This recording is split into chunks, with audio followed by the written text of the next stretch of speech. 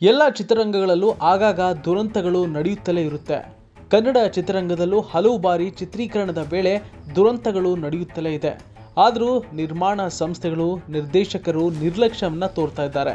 ಈಗ ಯೋಗರಾಜ್ ಭಟ್ ನಿರ್ದೇಶನದ ಮನದ ಕಡಲು ಸಿನಿಮಾದ ಶೂಟ್ ಸೆಟ್ನಲ್ಲಿಯೂ ಇಂತಹದ್ದೇ ದುರ್ಘಟನೆ ಸಂಭವಿಸಿದೆ.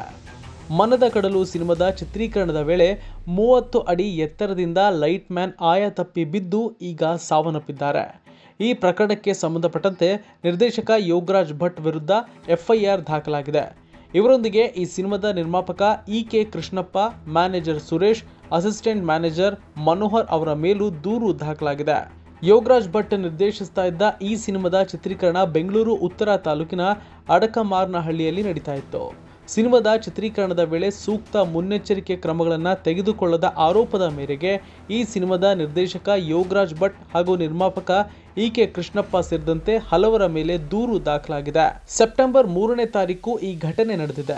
ನೆಲಮಂಗಲ ಸಮೀಪದ ಅಡಕಮಾರನಹಳ್ಳಿಯಲ್ಲಿ ಮನದ ಕಡಲು ಸಿನಿಮಾದ ಚಿತ್ರೀಕರಣ ನಡೀತಾ ಇತ್ತು.